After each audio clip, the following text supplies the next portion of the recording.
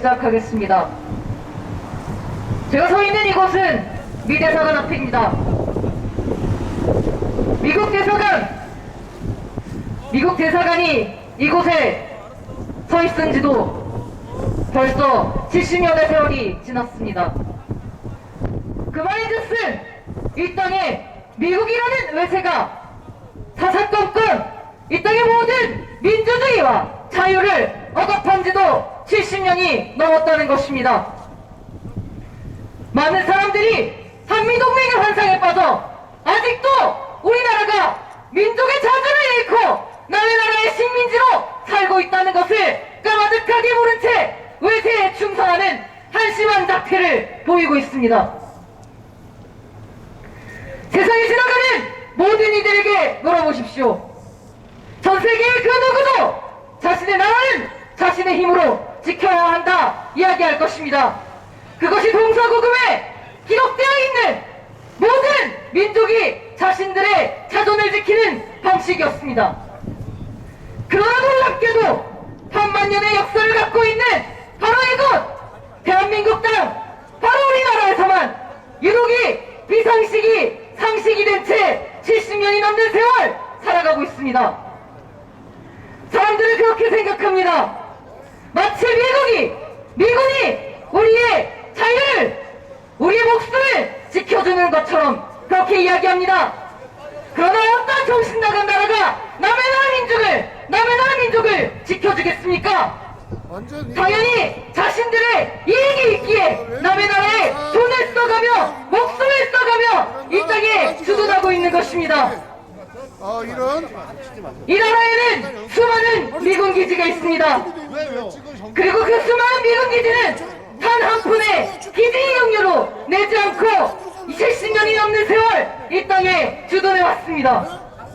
그렇게 미군들이 주둔하며 무슨 일을 저질렀습니까? 가장 큰 것은 바로 전쟁의 위협을 시시때때로 불러온다는 것입니다. 이 땅에 전쟁의 위협은 너무나 일상적이어서 이 땅에 살고 있는 우리들은 더 이상 전쟁의 위협이 있는 것조차 인지하지 못하고 살아가고 있습니다.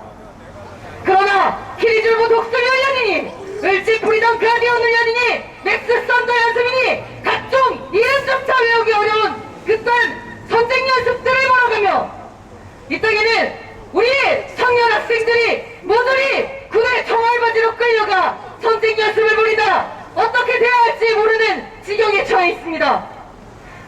며칠전 트럼프가 무엇이라 이야기했습니까? 전쟁이 일어나도 코리아에서 일어날 것이며 사람이 죽어도 이 땅 코리아에서 죽을 것이라 이야기했습니다. 그것이 의미하는 바가 무엇입니까? 전쟁이 일어나도 그것은 오늘이 우리 민족의 절멸만을 의미하는 것입니다.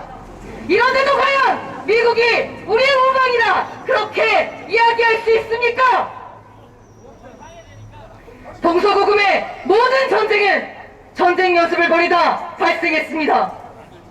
그리고 우리나라 역시 수많은 전쟁의 위기가 닥치고 또 닥치고 계속해서 우리에게 밀려왔습니다.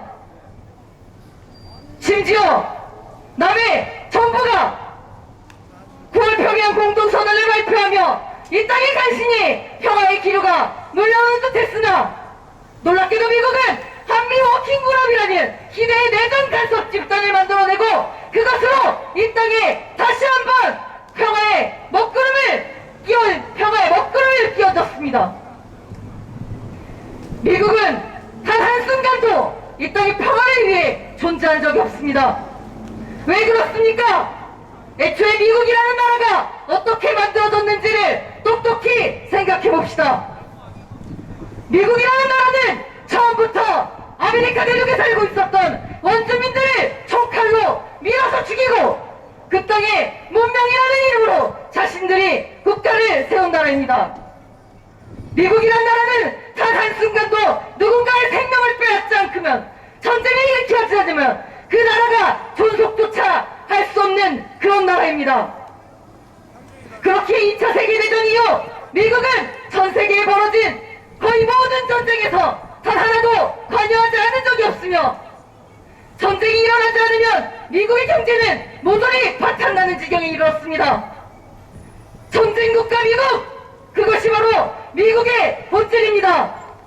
그럼 미국이 시시때때로 전 세계에 전장을 확대해야 하는 것은 필연적인 이치 아니겠습니까? 그렇기에 전 세계 곳곳에 화약고를 만들고 내전을 만들어내는 것입니다. 거기에 첫 번째 희생양이 바로 우리가 살고 있는 한반도 땅인 것입니다. 한반도에서 일어났던 코리아 전쟁은 결코 우리 민족의 상전이라고 이야기할 수 없습니다. 왜? 실제로 전쟁이란 것은 북의 군대와 연합군대라고 이야기하는 유엔군의 모자를 쓴 미국이었기 때문입니다.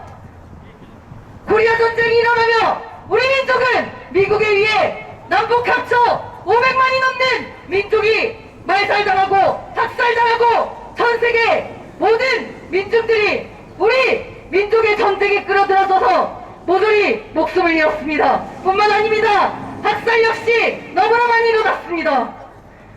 미군에 의해서 자행되고 미군의 하수인이었던 당시 국군 수구 세력들이 벌어졌던 그 모든 학살들을 생각해 보십시오. 노글리 학살을 생각해 보십시오. 거창 양민 학살을 생각해 보십시오.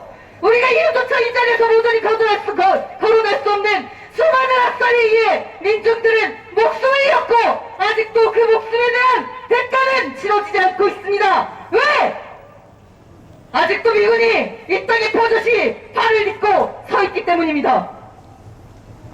그런데 어떻게 이렇게 말도 안 되는 상황 속에서 미군이 우리의 우망이나 이야기하고 우리의 목숨을 지켜준다 그렇게 이야기할 수 있겠습니까?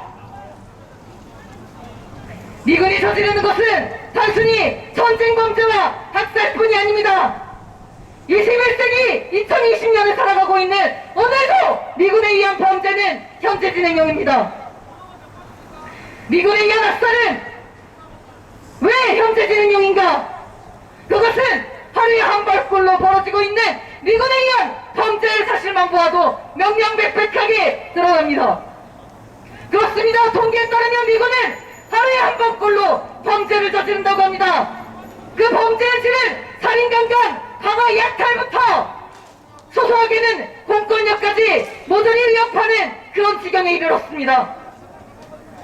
작년에 있었던 사건 중에 하나는 성추행을 하는 미군에게 공권력이 나가서 말리자 그 공권력마저 발로 걷어차고 모욕했었던 적이 있습니다. 이 땅에 공권력마저 무시하는 미군, 그것이 어떻게 우리의 우망입니까? 공권력뿐만 아닙니다. 이 땅의 공권력 경찰뿐만 아니라 검찰 그리고 법원까지 모두 미군 앞에서는 제대로 힘을 쓰지 못합니다. 제대로 영향력조차 행사할 수 없습니다. 왜 그런가? 그것은 바로 한미주둔군협정 소파회의에서입니다. 우방이라고 이야기하면서 미군의 지위에 대해서 규정한다고 맺어놓은 협정에 따르면 미군은 이 땅에서 시민권을 누리고 자신들의 마음대로 범죄를 저질러도 그 범죄에 대한 제대로 된 처벌조차 우리가 내릴 수 없습니다. 미군이 저지른 범죄임에도 우리 국민이 피해를 당했는데도 그 피해에 대한 단죄조차 할 수 없는 것입니다. 2002년 월드컵이 한창이던 때 우리나라에 무슨 일이 일어났습니까? 무슨 미선이 사건이나 보려는 미군들에 의한 여중생들이 장갑차에 깔려 무참히 학살되는 사건이 있었습니다. 그 사건을 벌였던 미군 제대로 처벌을 받았습니까? 아닙니다. 그는 미국으로 돌아갔고 손방망이 처벌로 신형만 내었을 뿐 광화문 가득 거리를 메우며 이 땅에 미군에 의해 학살당한 모든 민중들의 절규는 모조리 짓밟혔습니다. 어디 그뿐이겠습니까? 하루에 한 번꼴로 범죄가 벌어지니 이제는 그 범죄 하나하나조차 뉴스에 등장도 제대로 하지 않고 있습니다. 그러나 미군 기지 근처에 살고 있는 사람이라면 누구나 미군에 의한 범죄에 침을 떨고 그에 대해 하소연할 곳이 없어 한평생을 억울함에 몸부림치며 살아가고 있습니다. 이 나라가 제대로 된 국가라면 미국의 우방이라면 그들의 피 맺힌 절규에 대해 무엇이라도 대답을 해줘야 하지 않겠습니까? 하지만 우리는 그렇지 하지 못하겠습니다. 왜 그렇습니까? 그것은 미군이 우리 우방이 아니고 점령군이기 때문입니다. 미군이 왜 점령군인가에 대해서는 수많은 근거가 있지만 먼저 미군이 어떻게 들어왔는지에 대해서부터 이야기해 보겠습니다. 이 땅에 미군이 어떻게 들어오게 되었는가? 누가 미국이 이 땅에 들어와달라 요구하였는가? 아무도 없습니다. 아무도 누군가야 미국에게, 메가더에게, 한반도에게, 한반도에 와달라 그렇게 이야기한 적이 없습니다. 일제는 원전 폭탄에 의해 나라를 자신들이 일으킨 전쟁을 끝내야만 했습니다.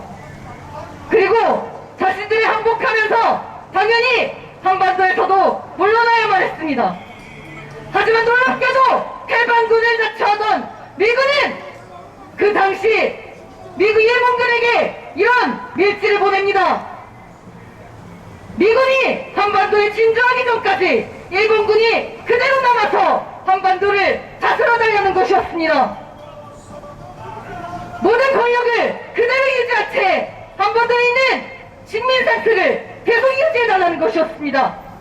이것이 과연 해방군이라고 할 수 있습니까?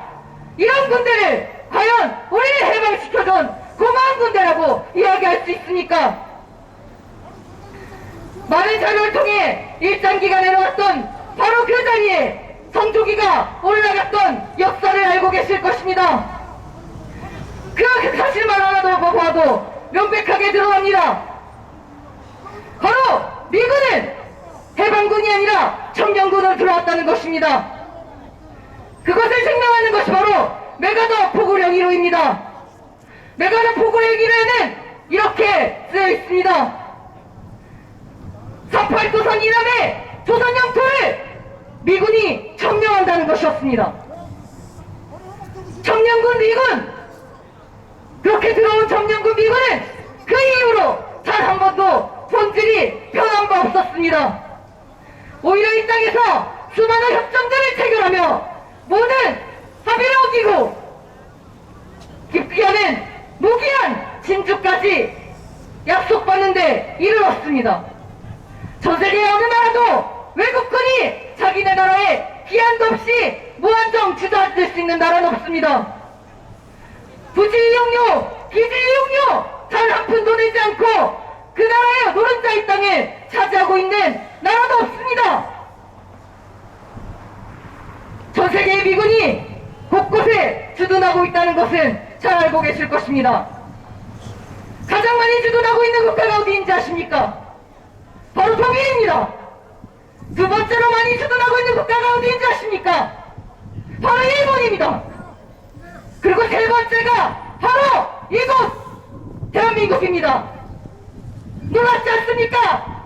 첫 번째로 가장 많이 주둔하고 있는 국가도 두 번째로 가장 많이 주둔하고 있는 국가도 모두 2차 세계대전을 일으켰던 전범국가입니다. 그러나 우리는 전범국가도 아니고 오히려 일본을 상대로 선전포고를 하고 싸웠던 승전국가임에도 불구하고 점령군인 미군이 바로 이곳 한반도에 점령하고 있는 것입니다. 이것을 뜻하는 바는 분명합니다. 바로 미군의 입장에서는 아직도 일제로부터 우리는 해방되지 못한 채 자신들의 식민지로 복속되었다고 그렇게 생각하고 있는 것입니다. 그런 미군이기에 그 이후 보였던 모든 행태 역시 결코 우방이나 이웃이 아니라 점령자로서 주인으로서 그렇게 행치를 하고 있습니다.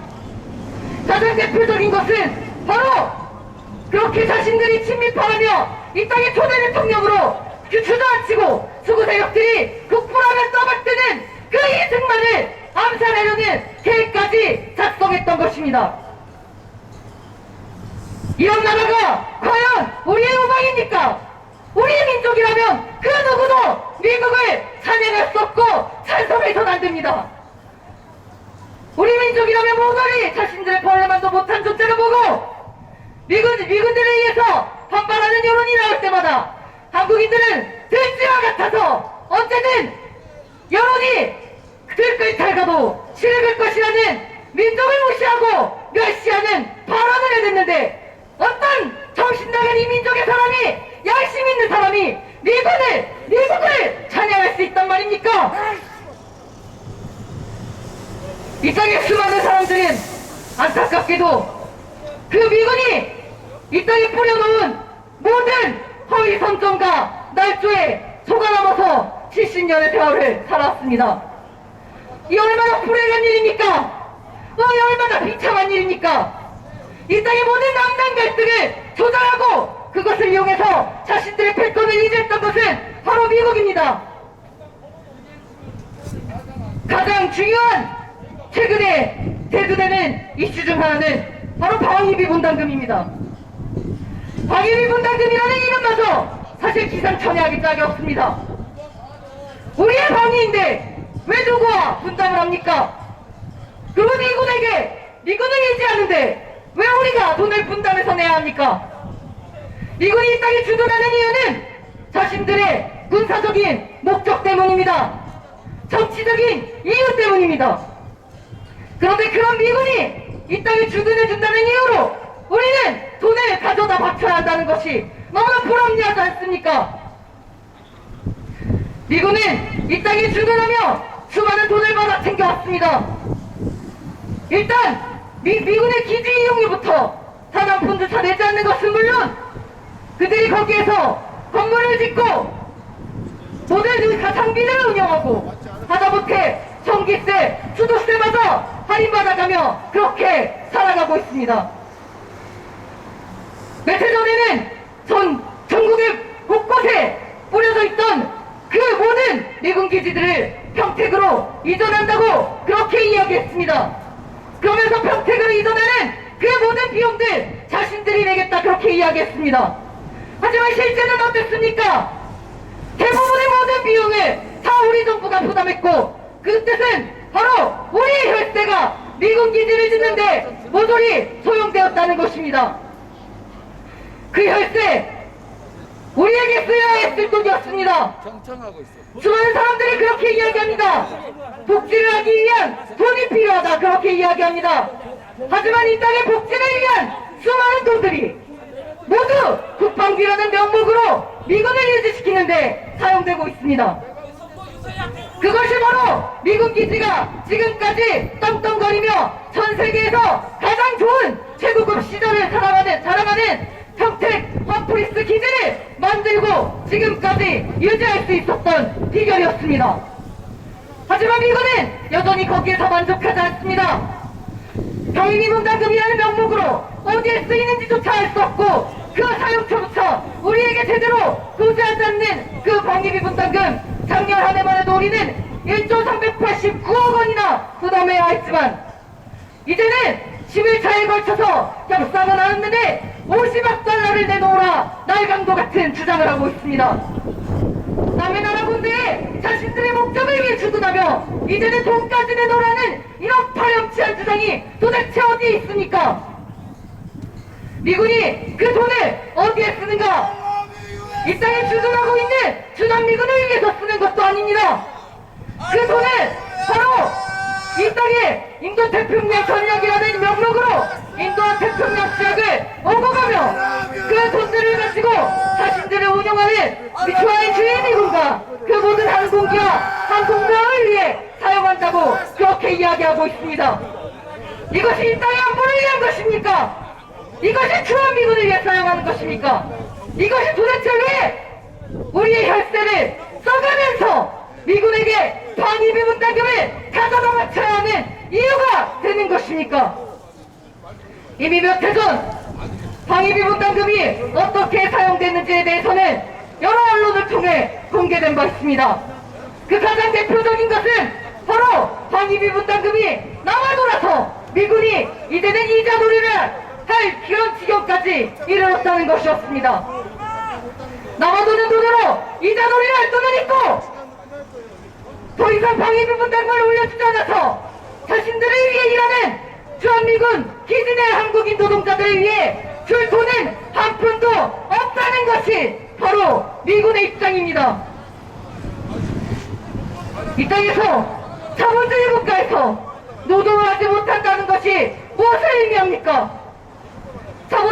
현장에서 일을 하지 못하면 사람들은 모두 굶어 죽습니다. 생존의 위협을 받습니다.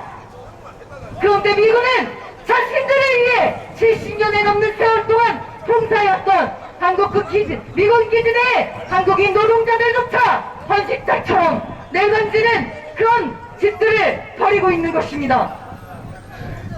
그리고 이 미군 기지 내 한국인 노동자들의 처우에 대해 우리 정부가 나서 그 문제 먼저 타결을 하자 그렇게 이야기했음에도 불구하고 미군은 트럼프 정부는 이에 대한 화답조차 하지 않았습니다.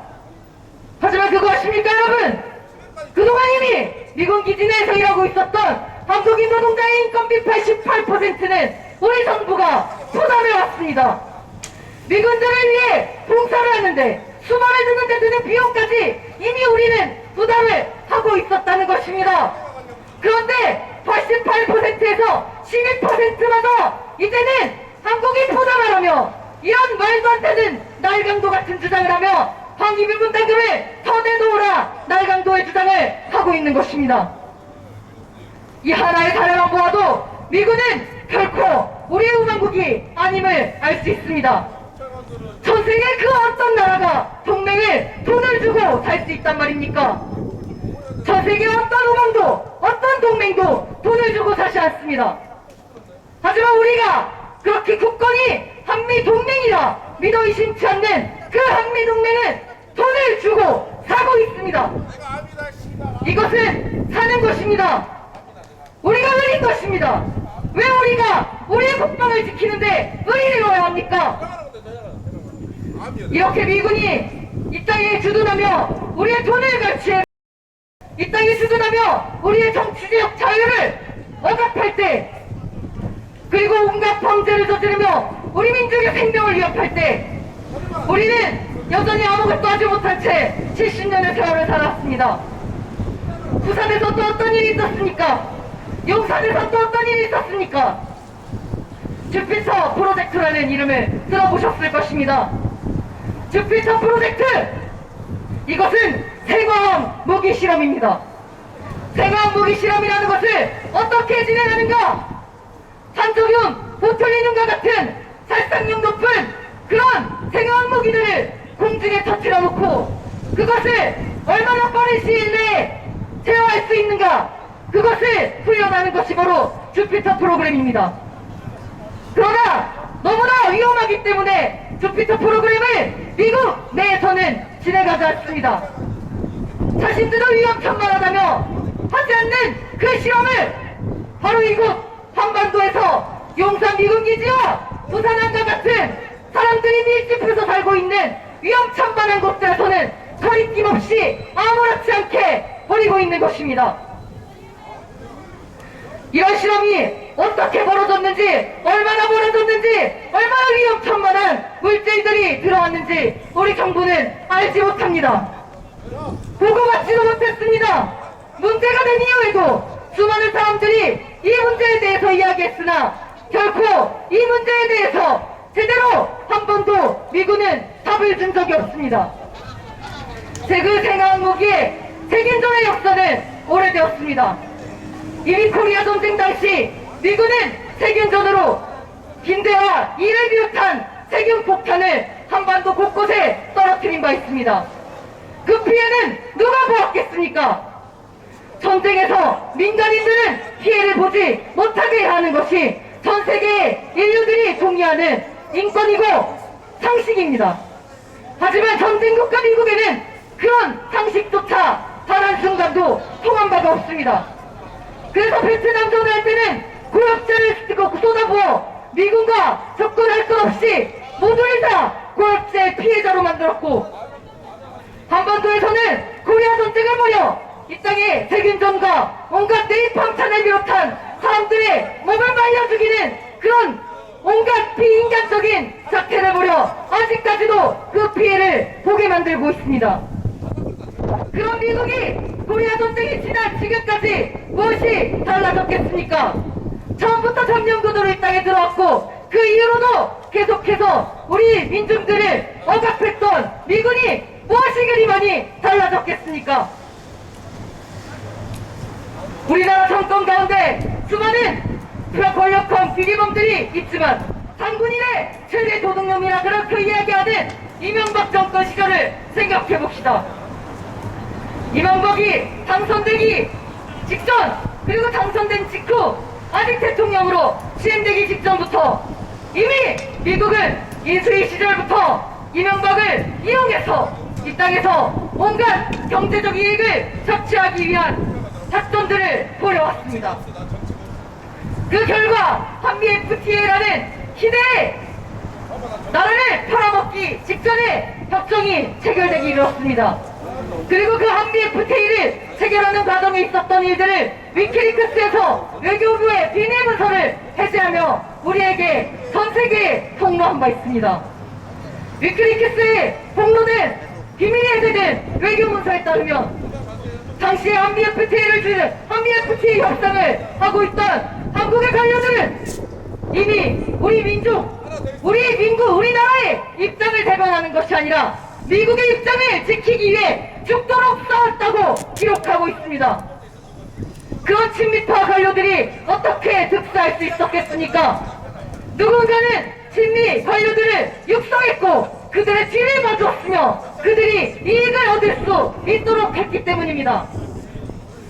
그들이 왜 존재하는지를 알기 위해서는 그들의 존재로 누가 이익을 보는가를 찾아보면 됩니다.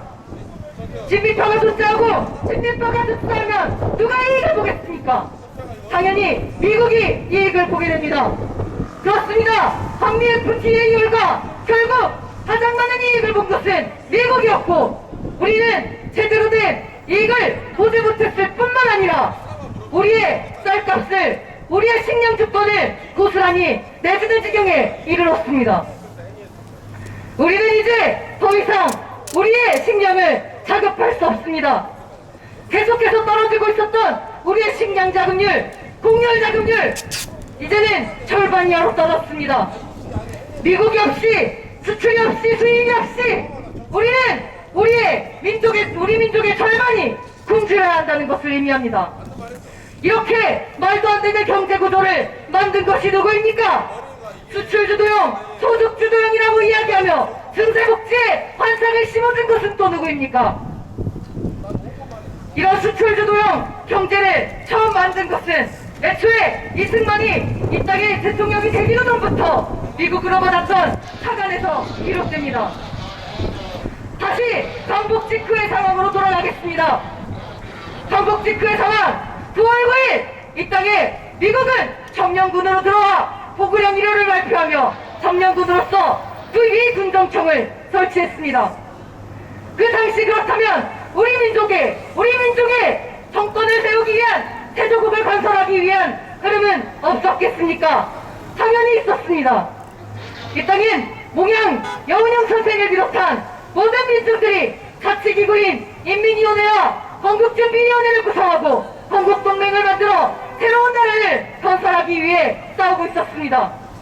하지만 이 모든 것들을 무산시키고 엉망으로 만들고 테러하고 탄압했던 것이 바로 미 군정청이었습니다.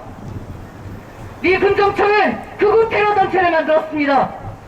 4.3 사건 때, 4.3 항쟁 때 가장 많은 활동을 했었던 서북청년단과 족청을 비롯한 온갖 극우 테러 단체들이 바로 미 군정청의 지원 아래 만들어졌습니다. 그렇게 만들어진 극우 테러 단체들이 한 일이 무엇이겠습니까? 바로 이 땅에 우리 민족의 힘으로 정권을 만들고자 했던 임시정부와 독립군들 모든 애국자들을 때려잡는 것이었습니다.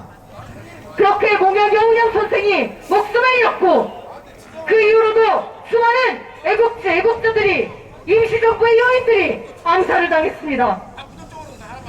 그렇게 인민위원회를 탄압하고 이 땅의 모든 자치정부를 세우려는 움직임을 테러로 압살시키고 암살했던 미 군정청은 이승만을 앞세워 자신들의 사관을 빌려줍니다.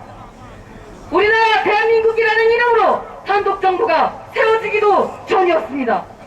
이승만은 세워지지도 않은 나라에 개인 자격으로 앞으로 세워질 나라에 돈을 갚겠다고 세금으로 돈을 갚겠다고 하며 벌써 자신이 돈을 받은 것입니다. 이승만과 이승만 주변의 극우 세력들을 위한 자그 정치 자금으로 사용되었던 그 미군의 처가 누가 갚았겠습니까? 당연히 우리가 갚았습니다. 우리 민족이 갚았습니다. 그렇게부터 시작된 미국으로부터 예속된 경제의 시작이었습니다. 그렇게 예속된 경제가 시작된 이래로 우리나라는 계속해서 여러 차례 협정을 거쳐 우리의 민족의 모든 이권을 빼앗기기 이르렀습니다. 우리가 근현대사를 배우면서 근현대사 시기 일제에게 땅을 뺏기면서 마지막에 일제로부터 합병을 당하기 그 직전의 상황 어떤 일이 벌어졌습니까? 강산 채굴권을 빼앗기고 모든 나무를 수목할 수 있는 권리들을 빼앗기고 이 땅의 모든 권리들을 하나하나 이권들을 하나하나 빼앗기는 것에서부터 시작했습니다. 미국이 이 땅에 들어와서 한 일 역시 다르지 않습니다. 미국은 이 땅에 들어와서 가장 먼저 군대를 통해서 정년군임을 선포하고 모든 언어를 영어를 공용어로 할 것을 선포했으며 그 이후로 하나둘씩 우리를 경제적으로 정치적으로 문화 군사적으로 억압했습니다. 그렇게 올가미를 내고 난 이후 그 이후에 미군은 잠깐 나가는 척했습니다. 왜 나가는 척했는가?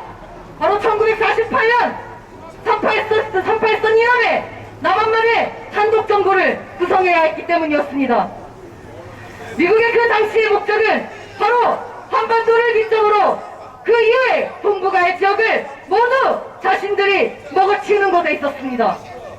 하지만 그것이 자기들의 마음대로 되지 않자 미국은 38선 이남에라도 자신들의 제대로 된 기지를 만들고자 했습니다. 그래서 아예 이 땅을 둘로 나눠놓는 것에 백책한 것입니다.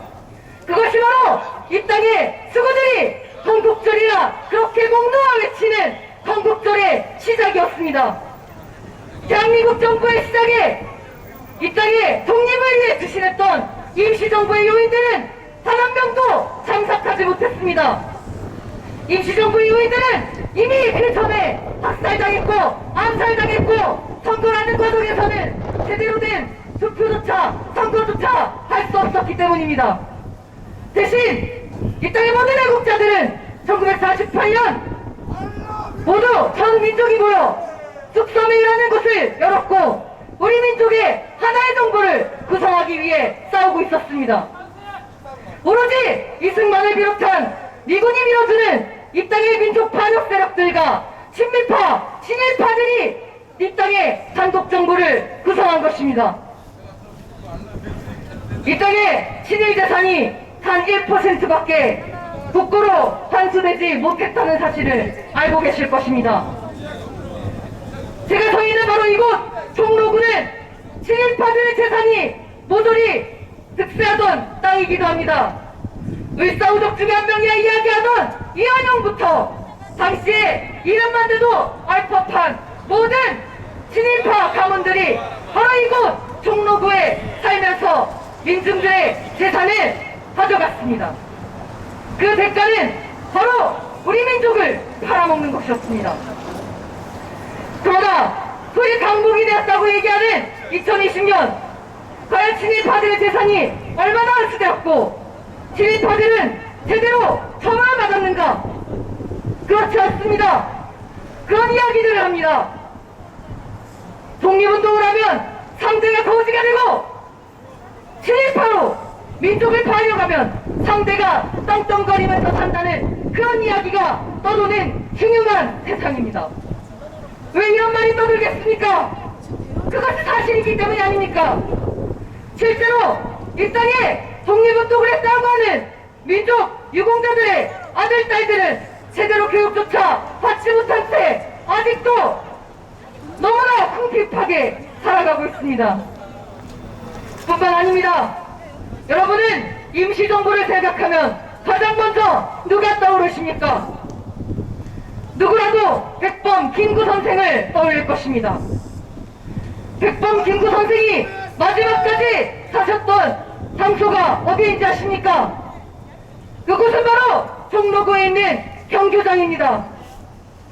경교장에서 임시정부의 마지막 주석이셨던 백범 김구 선생을 마지막까지 경교장에서 업무를 맡고 남북의 통일을 위해 일했고 그 이후로도 계속해서 이 땅의 민족의 자존을 위해 애쓰시다 미군에 의해 고용된 스파이였던 대기사 안도희에 의해 총탄에 맞아 암살당하셨습니다. 그 경교장 지금 어떻게 되어 있는지 아십니까? 누구라도 경교장이라고 하는 임시정부라는 그 수단이 없던 백범 김구 선생이 살았던 곳이니 당연히 문화재로 잘 보존되고 있으리라 그렇게 생각하실 것입니다. 하지만 현실은 다릅니다. 경교장에 김구 선생께서 총탄에 쓰러지시고 난 뒤후 그 경교장은 여러 소유주가 바뀐 뒤 마침내는 삼성의 소유가 되었습니다. 경교장을 복원한다라고 이야기하고 실제로 내부는 어느 정도 복원이 되었다고는 하지만 경교장의 소유주는 여전히 삼성병원입니다. 그렇다면 누가 어떻게 삼성이 이 경교장을 소유하고 이것을 문화재로서 우리 민족의 어리 담긴 문화재로서 복원하는 것이 아니라 병원의 앞마당으로 현관으로 주차장으로 쓰이게 만들었는가? 그것은 바로 경교장이 친일파들에게 다시 돌려지고 그 이후로 여러 소유권이 바뀌는 과정에 이것은 적산으로서 미군에게 속하게 되었고 이어는 그 미군이 이 적산을 불화하는 과정에서 마침내는 친미자본이었고 적산에 의해 친미자본으로 키워졌던 삼성에게 넘어가는 과정이 있었던 것입니다. 이토록 하나부터 열까지 우리 민족의 어른 제대로 지켜지지 못하고 있습니다. 어떻게 지켜지지 못했는가를 하나하나 살펴보면 그 뿌리에는 그 배후에는 모두 미군이 있었습니다. 미국이 있었습니다. 그럼에도 불구하고 우리는 아직도 우리 민족의 어른 이야기하고 진입파 문제를 해결해야 한다고 하면서도 정작 그 문제를 해결하지 못하는 주범 중에 하나인 미군에 대해서는 아무 말도 하지 못하고 있는 것입니다.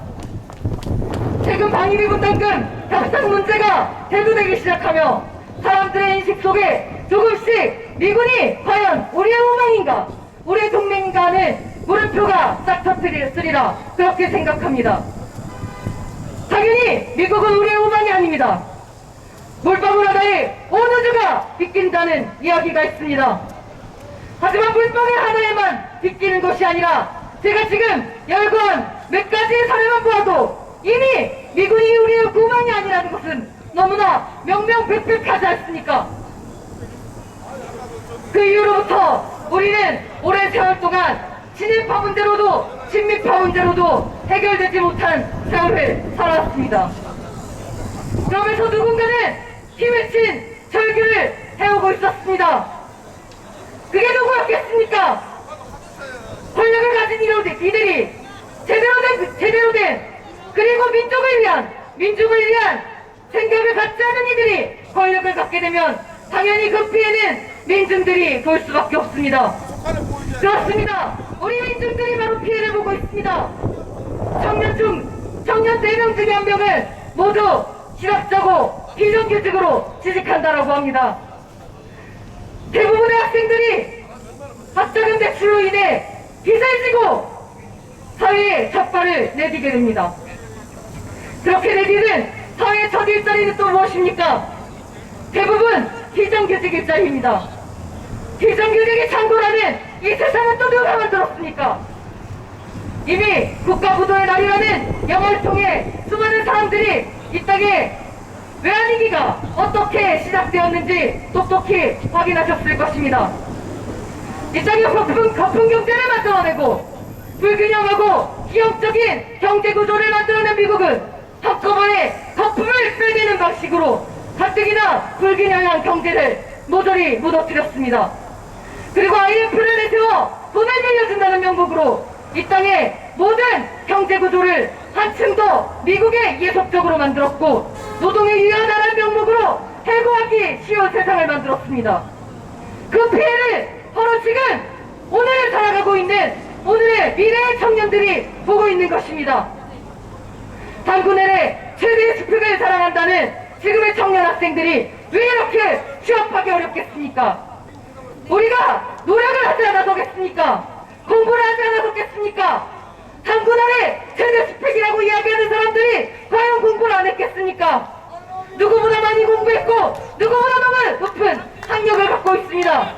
그럼에도 불구하고 취직하지 못하는 이유, 그것은 바로 이 땅의 경제구조 자체가 기형적이기 때문입니다.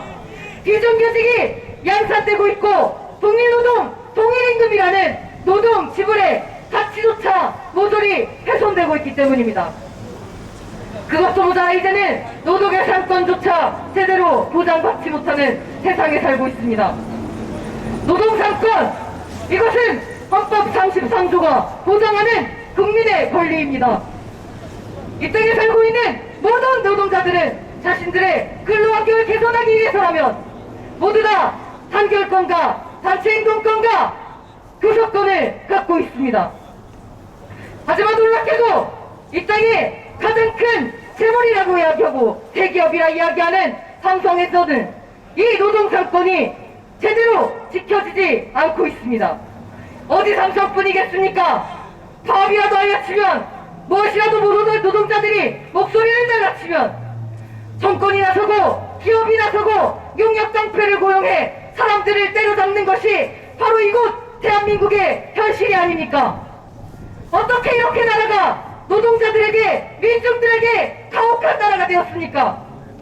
그것은 권력을 잡고 있는 사람들이 노동자의 편이 아닙니다. 민중의 편이 아니기 때문입니다. 그렇다면 노동자의 편도 아니고 민중의 편도 아닌 이런 세력들이 어떻게 권력을 잡고 광복 이후 70년의 세월을 떵떵거리며 살아갈 수 있게 되었는가? 그 질문에 대한 해답을 이미 제가 앞에서, 아니 저뿐만 아니라 이곳에 1351이 넘는 세월 동안 우리가 광화문에서 미대사관 앞에서 평택커플리스 기자 앞에서 청와대 앞에서 그리고 미국의 백악관 앞에서 똑똑히 증명해 보였습니다. 그것은 바로 미국에 의해 이 땅의 뿌리부터, 처음부터, 시작부터 잘못되었기 때문이라는 것입니다. 그럼에도 아직도 미국에 대한 환상을 갖고 있고 그 환상을 조장하는 무리들은 무엇을 얻기 위함이겠습니까? 그것은 분명합니다.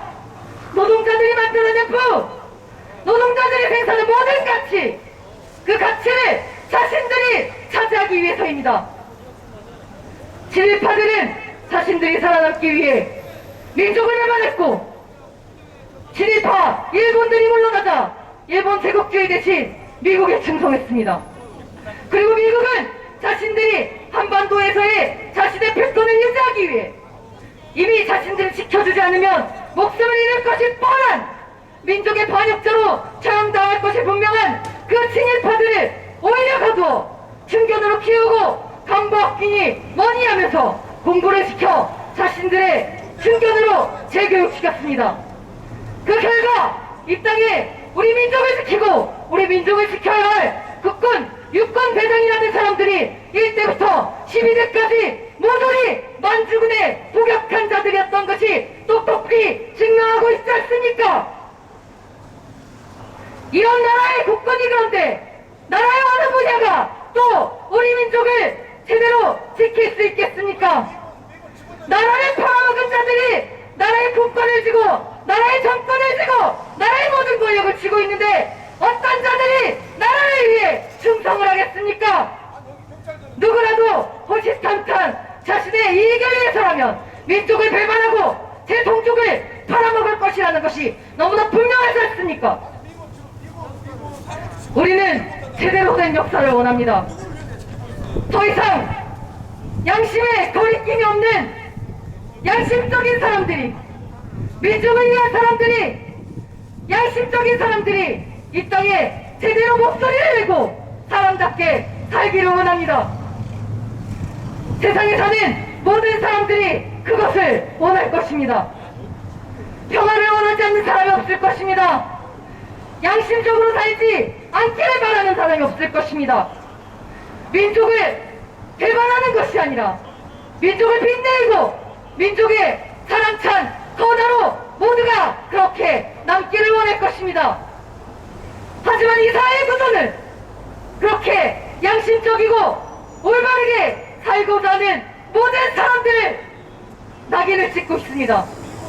진정한 이 땅의 애국자들을 걸어 모조리 낙인을 찍고 온갖 말도 안 되는 이야기를 붙여가며 국가보안법을 위반했다느니 뭐니하며 이 땅의 모든 민주주의와 자주를 이야기하는 세력들을 탄압하고 있습니다. 그 결과 우리는 단 하나의 방법밖에 찾을 수 없었습니다. 그것은 바로 우리의 힘으로, 우리의 손으로, 우리 민족의 권리를 지켜야 한다는 것이었습니다. 다른 누구도, 어떤 민족도 우리를 지켜주지 않습니다. 누구도 우리를 위해 싸워주지 않았습니다.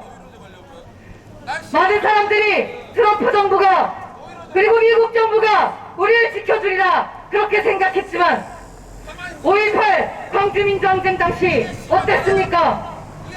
신군부에 의해 광주의 민중들은 오직 이 땅의 민주주의를 외쳤다는 이유만으로 학살을 당하고 있을 때 그 당시에 미군이 보낸 항공모함이 부산항에 당도했다는 소식을 듣고 당시 광주에 있었던 민중들은 환호했습니다. 왜 그랬겠습니까?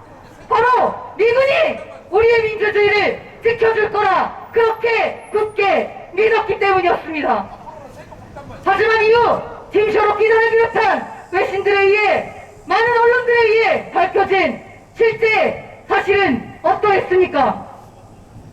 그 당시 미군의 항공모함이 부산항에 입항한 이유는 일이 조금이라도 번질 경우 언제든 미군을 빼내고 자신들의 구역을 수입해서 이 땅을 모조리 불바다로 만들 계획까지 갖고 있었기 때문이 아닙니까? 하지만 그것도 모르고 우리의 민중들은 순진하게 환호했습니다.